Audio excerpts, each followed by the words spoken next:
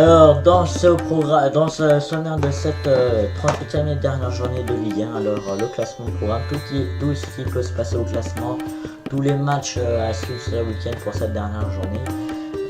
Après, l'équipe qui doit s'activer, une équipe qui est pas bien et qui doit absolument réagir. Puis l'équipe Nissan, une équipe qui va très bien en ce moment et qui doit continuer sur sa lancée. Puis les amis, l'équipe qui doit confirmer, une équipe qui allait mal et qui a enfin fait un bon résultat, voilà pour le sommet.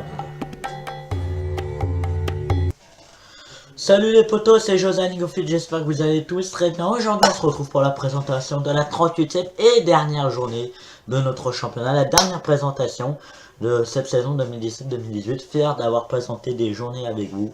Voilà, d'ailleurs...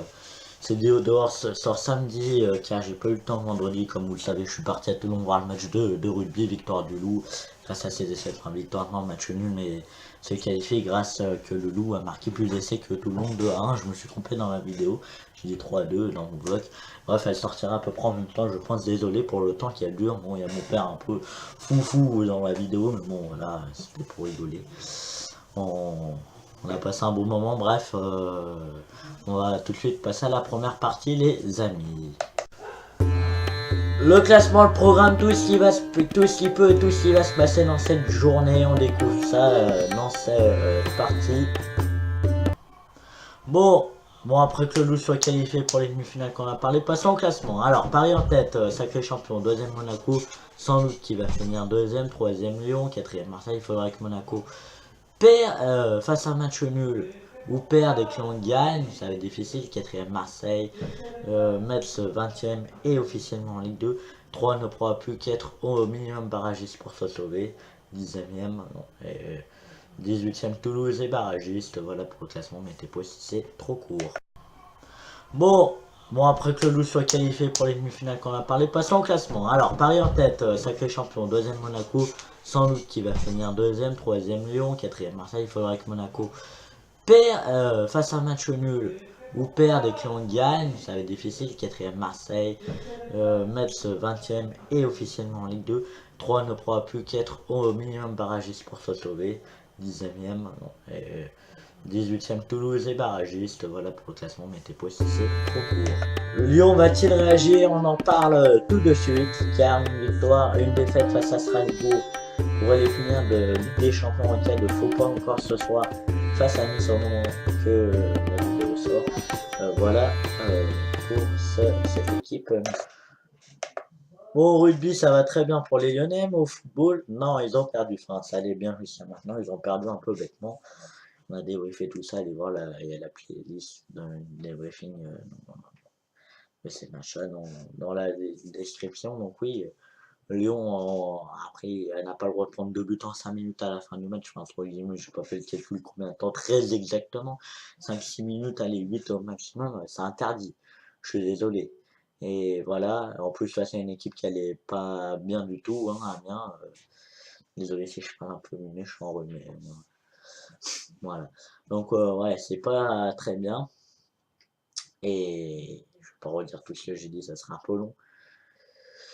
Fait qu'on l'a pas vu et tout, il va falloir réagir ce week-end. De manière, ils sont obligés de gagner, presque obligés de gagner s'ils veulent se qualifier en Ligue des Champions, car Marseille, bon, je veux pas dénigrer Amiens, mais elle a de grandes chances de gagner face à Amiens, mais malgré que, mais attention, car ils sont après match nul face à Guingamp, perdre la finale de la Ligue Europa, et quatrième, ils partent quand même peut-être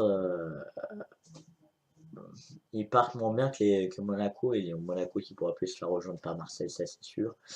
Et donc voilà, pas favori. Guingamp va-t-il continuer sur sa lancée? On va en parler tout de suite, car Guingamp va super bien en ce moment. Dommage qu'ils n'ont pas fait ça et qu'ils à l'époque fait une saison comme ils le font en ce moment, comme ils jouent les matchs en ce moment, car ils auraient pu aller en d'Europe. Voilà, on découvre ça tout de suite, on en parle. Bon, l'équipe mystère, elle a perdu un match juste avant celui-ci. Mais autrement, ça va très bien. Jola Romain, c'est l'an avant Guingamp. Bon, un match nul face à une grosse équipe, c'est bien pour eux. Bon, ils sont pas énormes, une énorme équipe comme Marseille, mais bon, sans les dénigrer. Et c'est très bien, en plus, ils ont bien joué. Ils ont un nouveau jeu comme ça, de mettre la pression. Et ça, j'aime bien. Bon, un peu moins là. Mais ils ont quand même eu des occasions dans ce match. Et ça va très bien. Dommage qu'ils n'ont pas joué comme ça toute la saison parce qu'ils auraient pu postuler une place en Coupe d'Europe. Ils peuvent plus là. Mais bon, c'est une petite équipe entre guillemets que j'aime bien. Également, j'aime bien cette ville, ce public aussi, un très beau public qui les pousse.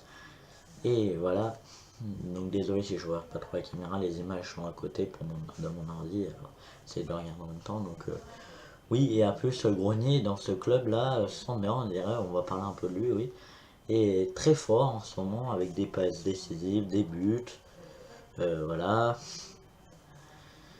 Bon, il y a eu un penalty, un but de Raccro, là, entre guillemets, Raccro. Excusez-moi pour un peu ce terme, mais voilà, le but de Grenier, le premier. Mais bon, voilà. Ils aiment le premier ou le deuxième, je sais plus. Strasbourg va-t-il confirmer son dernier résultat, sa victoire, son exploit face à Lyon? On en parle tout de suite. Après leur mauvais résultat, il faut qu'ils enchaînent les bons résultats maintenant. On va en parler tout de suite dans cette vidéo. C'est l'équipe qui doit confirmer, les amis. Donc voilà, l'équipe qui doit confirmer, oui, elle allait pas super bien jusqu'à présent. Elle allait pas très bien et elle s'est enfin réveillée. C'est Strasbourg, ça faisait 4-5 matchs qu'ils n'avaient plus gagné. Si c'est pas plus. Ah non, depuis le mois de février, ils n'avaient plus gagné. Ils perdaient beaucoup de matchs en ce moment. Et voilà qu'ils ont réussi à réagir. C'est très bien pour eux. Malheureusement pour Lyon. Et pour moi en tant que supporter lyonnais. Mais bon, après, c'est le sport, hein, c'est la vie. Et puis Strasbourg, on peut pas dire qu'ils n'ont pas démérité sur ce match. Ils ont livré un bon match et on voyait que Lyon n'arrivait pas à jouer face à cette équipe, mettait pas d'impact physique et Strasbourg a fait le coup parfait. Et du coup, ça arrange Monaco et Marseille d'un côté aussi parce qu'ils peuvent toujours rêver que Lyon fasse un faux pas à la dernière journée et que eux ils gagnent face à Amiens. Je sais plus si c'est à Marseille ou à Amiens, bref voilà. À Marseille c'est. Bon, ils auraient gagné Marseille ce week-end face à Guingamp le week-end dernier. Voilà. Là, c'était pactole pour eux, pour les Marseillais, car ils passaient devant Lyon. Et ils avaient besoin juste d'un. Non, ils avaient besoin de gagner au match d'après pour pouvoir se qualifier en Ligue des Champions, à moins que Lyon faisait un faux pas. Donc voilà, les amis. Donc voilà les amis, cette vidéo est désormais terminée. J'espère qu'elle vous aura pu mettre un maximum de likes. Abonnez-vous, commentez la vidéo. Plus de présentation jusqu'à l'année prochaine, pour les présentations, enfin la saison prochaine à partir du mois d'août. Bon, la présentation de la première journée, je sais pas si je vous ferai parce qu'il y aura une équipe qui doit s'acclimer et des équipes qui doivent confirmer. Je vous présenterai peut-être grosso modo le championnat. On se retrouve lundi pour le débriefing de l'OL, du match de l'OL. Si j'ai le temps, moi j'ai le temps plus, c'est la Pentecôte et je travaille pas. Et mardi pour le grand débriefing, c'est pareil, si j'ai le temps, mardi non plus je travaille pas. Ouais, voilà, pour des réunions pédagogiques. Et après, bon, on fera quelque chose d'autre pour après, en attendant le début de la prochaine saison. Normalement, on se retrouvera après samedi pour le vlog.